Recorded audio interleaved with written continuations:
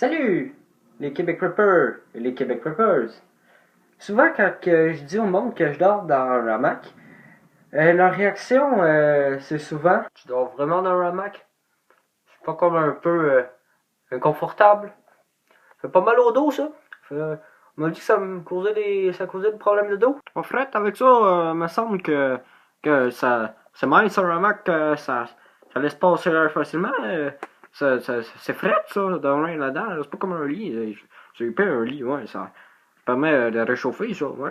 Ouais, moi, je ferais une sieste dans un hamac, mais dormir, pour vrai, c'est inconfortable à la longue, là. Hein? Et à cela, je réponds que non, c'est pas inconfortable, c'est même très confortable. C'est mince, c'est fait avec du nylon de parachute que justement un gars que j'ai trouvé sur internet m'a vendu. Ça vient de la Thaïlande, il est allé en Thaïlande, puis il a acheté une dizaine de hamacs, puis il les vendait, puis c'est de très bonne qualité. Puis aussi des cordes de parachute, très bonne qualité, qui sont essentielles. Ça peut contenir un poids qui va jusqu'à 400 livres. C'est donc très résistant. La première étape, l'isolation. C'est très facile d'isoler un hamac. Tout ce qu'il faut, c'est des sleeping bags et plein d'autres trucs pour isoler que je vais vous montrer. Premièrement, le sleeping bag numéro 1, le Peapods, l'enveloppe poids, comme on pourrait dire. Comment ça marche? C'est que ça donne le sleeping bag normal. Mais en fait, c'est le sleeping bag avec un trou au fond, comme vous pouvez voir. Mais là, je ne l'ai pas encore cousu. Il va falloir que je le couse. Je l'avais déjà cousu, mais la couture s'est défaite. Ici, elle est encore faite. Mais là, on voit la mousse, elle dépasse. Il va falloir que je le recouse. Ce qui se passe, c'est qu'on place le hamac au travers. Je vais vous montrer après. Le hamac est dans le sleeping bag. Donc là, il y a ma main. Vous voyez? Ben, on met le hamac là. La tête est ici, au bout du sleeping bag. Puis l'autre bout du hamac est là. Normalement, il y a une corde. On peut le serrer. Puis c'est très. Ça aide beaucoup à la chaleur. Puis ça empêche un CBC, un CBS, excusez-moi, Cold Butt Syndrome, le syndrome des fesses froides. Que dans un hamac, souvent on a frette aux fesses parce que l'air se passe. Maintenant, le confort. Pour ceux qui trouvent que dans un hamac, c'est dur de dormir droit. Parce que, tu sais, un hamac, quand on installe comme il faut, c'est droit. Donc, ce qui est pratique, c'est un oreiller. Maintenant, les moustiques. C'est vraiment un problème en camping, sauf l'hiver, ce qui est le fun avec le camping d'hiver. Mais c'est l'été, par exemple. Ce qu'il faut, c'est ça. Non, pas de 4 pains de vie. En fait, c'est... J'ai utilisé ça parce que c'est pratique, c'est imperméable. Ça coûte quasiment rien. Ça coûte rien, c'est un sac de lait. J'ai pris des rideaux moustiquaires que j'ai trouvé au Walmart. C'était 5$ chaque, je pense. C'est vraiment un bon achat. Là, c'était pas assez long, fait que j'ai pris un autre tissu moustiquaire. Ça donne un beau look. Je les ai tapés, tout simplement. C'est vraiment très très solide. Et on se couche pas dedans, donc c'est pas grave. Je tire dessus, là, puis ça se défait pas. Le seul risque, pas que ça se défasse, c'est que je déchire le dessus. Sauf que lui, par exemple, le dessus, il est plus fragile, mais c'est moins grave. Alors, j'ai fait comme un tube avec un trou au bout, vraiment petit. Lui, je peux pas l'ajuster. Ça qui est plate, mais c'est pas grave. Au moins, il se défait pas. Donc, il y a le trou que je vais mettre au bout. Je vais vous montrer après. Et il y a l'autre trou qui est plus gros. Mais c'est toujours dur, c'est important. C'est plus le fun d'être deux, mais ça, on peut le placer tout seul, mais avec une autre personne qui est à l'extérieur du hamac qui le place, c'est le fun aussi. Alors, il y a ici l'autre bout, avec la corde. On peut l'attacher tout simplement comme ça. On fait un nœud. Puis ça, c'est important que ça ne traîne pas à terre, sinon c'est tout mouillé, ça absorbe l'eau. Ce que vous faites, c'est que vous le rentrez par en dedans du trou. Ce qui est très important, c'est une corde de tension. Je ne sais pas si c'est le vrai nom, mais moi j'appelle ça de même. C'est une corde de tension, en fait, un hamac, c'est une des affaires les plus utiles. Bien sûr, le hamac, c'est le plus utile, là, mais ça, c'est la deuxième chose la plus utile. Parce que ça fait tout tenir. Ça fait tenir le moustiquaire.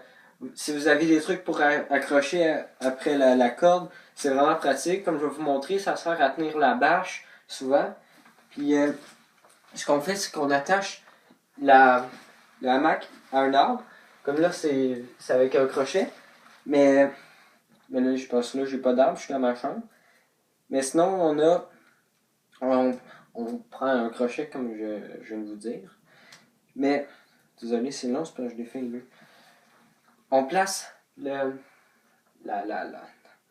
hamac à une hauteur, puis sur l'arbre, puis la corde de tension, on va le placer au bout du hamac.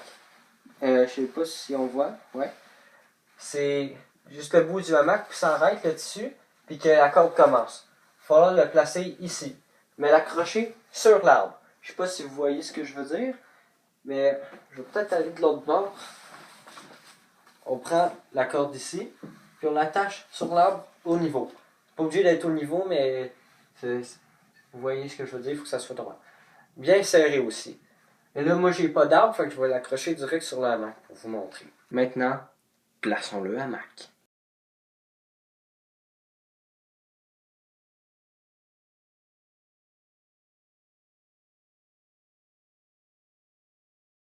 J'ai terminé, comme vous pouvez voir, c'est quand même assez grand.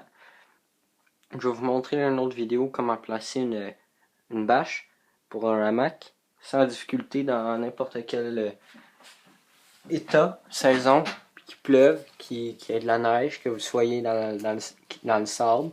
Je vais vous montrer ça. Ici, comme je parlais, il y avait le trou, la corde sous tension, qui est vraiment sous tension. Ici, juste à l'autre bout, j'ai placé le Peapods, qu'on peut voir. Ça va bien isoler. Même ça isole trop, je dirais. Pour l'hiver, c'est correct. Mais pour l'été, mettez pas grand chose, sauf si vous allez à quelque part très frais. Ici, il y a le momie. J'ai mon oreiller. Et je sais pas si on va la voir. On voit un petit peu là. On voit mieux là. Il y a l'isolation pour l'isoleur plancher que j'utilise. C'est important de mettre le côté avec de la mousse en haut parce que c'est ça qui va. Comme ça que ça marche. C'est comme ça que ça va garder la température. Petite chose, je vous conseille toujours d'apporter beaucoup plus de cordes que vous en avez besoin. Donc à peu près cette quantité-là. Mais non, je niaise. Vous allez avoir besoin de bien plus que ça. Une dizaine de pieds de plus. Même plus, beaucoup plus. Parce qu'on sait jamais où qu'on peut arrêter pour dormir ou dans quelle situation on peut être. Du tape, pas lui. J'ai juste lui, comme vous le voyez là, dans les autres vidéos aussi. Mais du tape normal. 2-3 roulettes, toujours utile. C'est beaucoup 2-3 roulettes, vous le direz, mais ça peut toujours être utile. Une hache, un marteau, des clous, des outils de camping. C'est toujours vraiment utile, surtout si on n'a pas de piquet. Pour faire des piquets, il y a plusieurs façons que je vais vous montrer aussi plus tard dans d'autres vidéos. Et je vais vous montrer juste avant de partir, c'est de placer des nœuds en tête d'alouette. C'est ça le dernier truc. Vous les placez comme ça, l'eau de la pluie va tomber, va glisser, puis elle va glisser le long de la corde, ici, puis elle va tomber. Il faut les mettre loin du hamac. Puis c'est vraiment important d'en mettre aux deux côtés. Si vous oubliez, vous risquez de vous retrouver avec une espèce de bassin suspendu. Là. C'est pas très le fun. Là. J'ai jamais vécu ça, mais il y a dû en avoir, puis c'est vraiment pas le fun. Ce qui paraît. Puis j'imagine la situation. J'ai déjà été dans une tente de camping, il y avait 2 pouces d'eau dedans, parce qu'elle était mal isolée. Elle était mal protégée de l'eau. Alors, c'est vraiment très confortable. Là, vous voyez, j'ai la face rouge. Pas à cause de l'éclairage, c'est parce que c'est trop chaud. On voit en comparaison avec mes bras, là, c'est... Ouais, il fait très chaud là-dedans. Oui, ma tête est pas pareille que d'habitude. On voit la moustiquaire. Au bout, j'ai fait... Oh, désolé. Cet accident, j'ai frappé l'iPod. Là, j'ai attaché au bout. Bien attaché à l'autre bout. On se croirait dans un nuage. C'est vraiment une très belle expérience à vivre. Je vous souhaite vraiment d'essayer de vivre ça au moins une fois dans votre vie. C'est pratique vraiment n'importe où. Ça coûte à peu près le même prix qu'une tente de camping, mais c'est moi avec toutes les... Ça coûte le même prix qu'une tente de camping, mais quand on fait les trucs nous-mêmes, on peut les acheter, c'est beaucoup plus... c'est de meilleure qualité, mais c'est aussi de très bonne qualité quand on les fait nous-mêmes. Puis c'est ça, comme je disais, c'est le même prix qu'une tente de camping. Je sais que je l'ai dit 4 fois, genre. Mais c'est à monter, là, ça prend 15 à 20 minutes, là. Quand on est bon à le monter, là, c'est vraiment très facile. Puis c'est facile à monter, on s'obstine pas en s'engueulant tout seul à essayer d'installer les poteaux, les piquets, puis tout. C'est super facile, tu mets les cordes, puis ça prend vraiment pas de place. Mettons, tout le système, ça rentre dans à peu près 60... Ouais, dans 60 litres. Moi, j'ai un sac imperméable de 60 litres. Dans 60 litres, là, tout rentre. C'est fou. Mettons, vous allez en camping, vous prenez votre sac à dos de 60 litres, avec un sac à dos normal, avec le linge, puis tout, vos produits nettoyants, naturels, comme je vais vous montrer dans d'autres vidéos comment faire du savon naturel. Puis vous avez d'autres trucs que vous pouvez apporter comme quoi d'autre? Ah oui, mettons un lavabo portable, une toilette portable. C'est tous des trucs que je vais vous montrer dans d'autres vidéos. J'aime vraiment le camping, mais parce que j'ai pas le temps de faire des vidéos pour ça avec l'école et tout. Mais j'espère que vous avez aimé la vidéo et que vous aimez le camping. Parce que le plein air, c'est tellement le fun. C'est paisible. Comme là, je dors dans ma chambre, là, dans le hamac. Mais c'est vraiment pas pareil que dans le bois, là. Dans le bois, on entend les huards. On peut entendre le cri des hiboux, des corneilles qui nous réveillent. Des fois, il y a un ours qui vient, il est en train de me vider notre pot de miel. Genre un ours jaune avec un chandail rouge, là. J'ai déjà vu ça quelque part en camping, me semble. C'est très le fun. C'est très, très amusant. Là, tu joues aux échecs avec. C'est très bon aux échecs, les ours, je vous ferai dire. Surtout les ours jaunes avec des chandails rouges.